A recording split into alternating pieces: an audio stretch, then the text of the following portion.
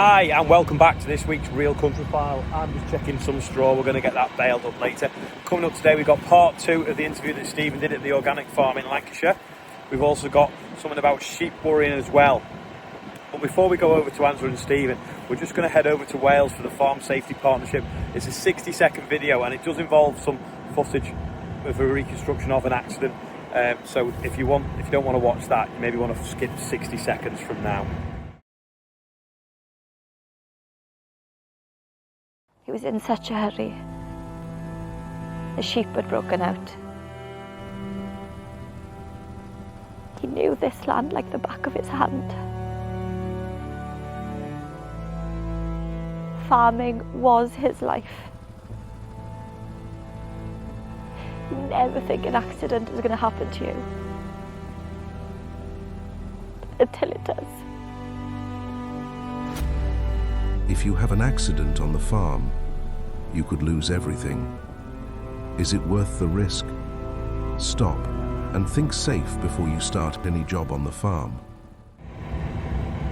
Frightening stuff, so stay safe people, because everyone is in a rush, especially now the weather can be catchy. But yeah, we all want to go home every night. We don't want to be another statistic. Now, over to Liv, Angela's daughter, to talk a little bit about sheep worrying. Those of you who are regular watchers to the Real Country File will have seen a few months ago my daughter Olivia and obviously her boyfriend Andrew. They bought a flock of sheep as first-time sheep farmers, and on the Real Country File they were taking some advice from some veterinary professionals about how best to lamb them. The lambing has now taken place. There were some successes, there were some not great outcomes for a couple of those lambs that didn't make it, but overall I think it was a very successful experience. However, tragically, just recently they have experienced a sheep worrying incident, and unfortunately some of those sheep which were attacked by a dog haven't made it. So let's go and have a chat to Olivia to find out more about what happened.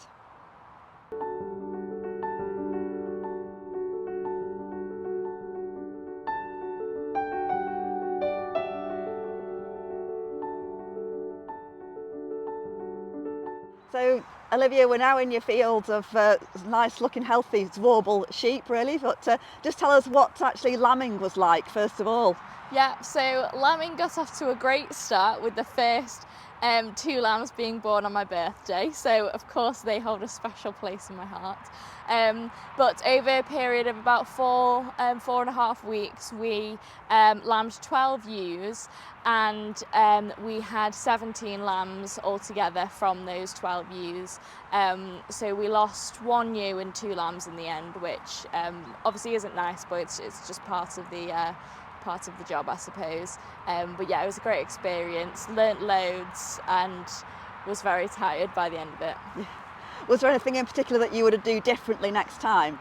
Nothing I'd do differently, but now I know the signs of what to look for if something maybe isn't going quite right, or I'm more experienced about the timings of how long it should take, or if something isn't quite right. I think I'm better experienced now about maybe looking for the signs for that through conversations with my vet and help from friends, things like that. So yeah, there was a lot to learn, but I'd feel more confident going into it next time round. Yeah. Okay, very good. But just recently we've had a very tragic scenario, so just talk us through what happened. Yeah, so we had gone to go and check on our flock of those 11 ewes and 15 lambs altogether, and we noticed the first few signs were that we saw a few dead ones, really unfortunately. At first we suspected it might have been fly strike, because at the time it was very wet and humid, and that's the perfect conditions really for fly strike, so that's what we originally put it down to, because yeah, they were all sort of tucked off in a corner, which is what typically happens when they die from fly strike. And we were quite suspicious, so we were looking at the wounds, and the wounds that they had didn't typically match with the signs of fly strike. So the vet came out. And the vet said, no, it's not fly strike, it has actually been a dog attack, which, yeah, we were really gutted about. There's no public footpaths on the field where we keep them. It's not this field, they were somewhere else at the time, but it is in a residential area. It's kind of on urban fringe, so there could have been anyone walking through there, or unauthorised really. There was no signs of anyone had been there or any dogs, so we did say to the vet, could it have been a fox? But she said no, it's definitely a dog, from the way it sort of had teeth marks and had chunks taken out of their necks, was the main sign that all their wounds seemed to be around their neck areas, so it was quite clear that a dog had tried to grab them. So we did lose 4 altogether. We lost 2 ewes and 2 lambs, and then I think we lost 1 later from its injuries. So it's had a really big impact on our flock actually, and not only the sadness of it, but it's also profit to us. You know, if we were ever going to sell the ewes or keep the ewe lambs as replacements, or sell the ram lambs for meat boxes, it takes a hit financially as well. So yeah, it's been really damaging to our flock, and it's really sad seeing less numbers now in the field. And did you report it, or did you take any steps to contact the police at all? No, so there is a rural crime unit in our area, but we thought the best thing to do was to move them off that field. So we moved them to here, which is very secure. It's on a farmyard, and people can keep an eye out. So we thought the best thing was to remove them from that situation, and we didn't see much point in reporting it to the police, because there's not a lot that they probably could have done, because there was no signs of a dog ever being there apart from the wounds on the sheep, so it's clear that there had been a dog there. Livestock insurance was probably helpful, so we could claim the losses back via our livestock insurance. So it's just one of those things that you never think it would happen to your flock, but unfortunately it did. So we've taken the ram lambs out now, to start fattening those to sell, either at the market or for lamb boxes. So they're separate, at a separate holding now. So that's why the numbers look even less now. But it's not put you off being a sheep farmer then?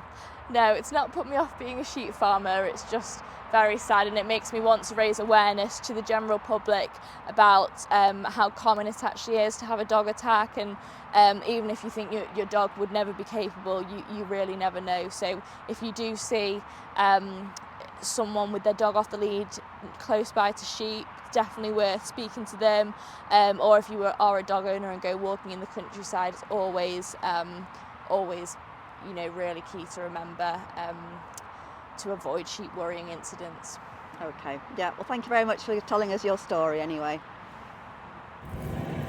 Very important to keep dogs well away from sheep or on leads, otherwise nasty things happen. Now if you watched last time, you would see Stephen doing part 1 on a farm in Lancashire, an organic farm. So here's part 2. So in our last episode of the Real Country File, we heard from Ian and Emma about the tremendous success that you've had. Yeah. And that's against an ever-changing, increasingly difficult political, economic background, Ian, and yeah. you're getting quite famous now on social media for telling it like it is. So in your own inimitable words, we'll start with you. That's all right, Emma. We'll start with Ian. And oh, no, it's fine. He can have the rant. When we went down to London, Ian started having the rant to a reporter, and then I took over because he wasn't cross enough. Oh, you weren't cross enough? Okay. So I was quoted as being livid. Emma Robinson, livid, from Rimington. So state of the nation for you guys then. Yeah, I think across the board, since budget, or what I call B-Day, BS Day, I think across the board there are some more difficult trading conditions, national insurance contributions across the site. That's actually hit harder than I thought it would hit. We're probably about from the farm shop operation and the restaurant, we're about 30k a year worse off. So that's smart. Because at the end of the day, I think it's so often the case that small business owners, you're the last person to get paid. You're the last person you pay. You pay everyone else, you pay your bills, you pay your staff, you look after your team, and you try and take a bit of what's left. But you're suddenly 30k out of the pot. There's beggar all left, and on top of that, the issue, or the threat that in the 90s, in early noughties, diversify, add value to your farm produce, make it worth something. You go and do that, and you put yourself right in the bracket of inheritance tax because you've added value, because you've added a farm shop, an online operation, a restaurant, and we've increased the size of the farm in terms of what we produce, buildings, everything. So you suddenly added all this value, and I was trying to explain to our MP that there's a tractor out there, and those two tractors, they're list price £120,000 a piece. It doesn't take long to get to 3 million, and it is so frustrating because Emma's granddad inconveniently died in 1983, didn't he? Mm-hmm. And they got hit with death duties then, and that that Yeah, I've takes already paid it in my lifetime. It was a very stressful time in the house. My granddad had remarried and not sorted his will out, and she'd only been there a matter of months, and she was, I'll not throw you out, but I'll expect a good rent. So we're already having a legal battle against her and death duties. Yeah, it's and I think at a time, let's have it right, when actually you're grieving, your mind's elsewhere. And you maybe just want to farm. Yeah. Just let us farm. Let us do what we do. But that is it. Yeah. There are better ways Dad of had just doing put this. a milking parlour in, and the quota rules had changed. So they were battling with the government over that. The base rate was at 17% or something like that. So interest payments must They have had been enough horrendous. going on. You can see why people top themselves in our industry. Well, yeah, and that on a more sombre note, we've still got that fact. It is one of the worst industries for suicide. Long working hours, often alone, lots of outside pressures. 27 different agencies that can land and expect you to drop everything you're doing and just pander to them, for the next 4 hours of your day or whatever. It's not surprising that we've got a suicide rate, that is probably among the worst in any industry. But I think, moreover, for there are better ways of doing the inheritance tax. So, sliding scale of 7 years or whatever, rather than just. You were saying when we were having a cup of tea that you've given some options, haven't you, to your local MP? Yes. So go away, and that's a Labour MP. Yeah. Here's some. We run a business. We've got a rough idea on how the world works, kind of style, but a real idea of how business works. You've given them some ideas. Well, and to me, we just want to pass our farm on. If you're inheriting it and you've no intention of selling it, how can you be taxed on it? If you sell it within 7 years, pay 1/7 or 3 cents or whatever, however soon you sell it. I get that, and I do get that.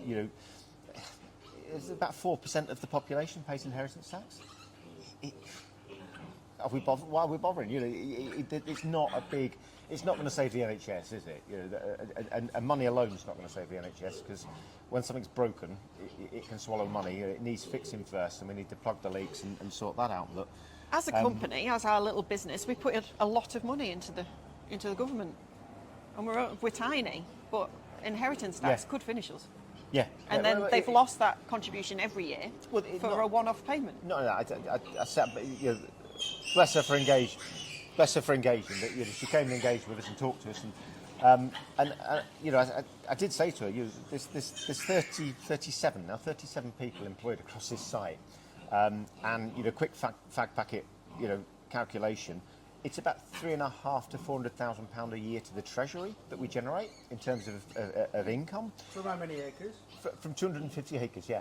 So that's good value for money. Yeah, you're probably paying more to the Treasury than some of these, what the press are calling super farms, who know how to be based in the Cayman Islands, but farm in the Chilterns. Yeah, absolutely. Somehow. Yeah. And I think and we gladly pay that. That's our contribution. And then you've got to also look at what 37 locally employed people spend in the local economy and how that money, and again, putting money back into the local economy and promoting tourism and all those things. It doesn't take long for you to really develop quite a good local, strong economy. But in one foul swoop, that could all be gone. 37 people unemployed, Treasury £350,000 to £400,000 a year worse off, and us sat there thinking, why did we invest 20 years of our life? Pain. With my hips aching, her elbows gone, and your knees are gone, and My fingers, arthritis in my fingers. Too much milking cows. Why? You think you put that in because you invest because you want to pass it on, you want to pass it to your children, and And for them to not work as hard as we've done. Thank you, Stephen. So now, if you've got anything to buy and sell, don't forget to check out the Farm Mart website. Stick it on there if you want to do that. It's probably about all for this week. I'm going to go back now and get someone baling this straw. It's worth good money this year. What is everyone else paying for straw? Maybe let us know in the comments. If you've got anything you want us to cover, also let us know. And that's probably about all for this week. So thanks for watching, and we'll see you next time.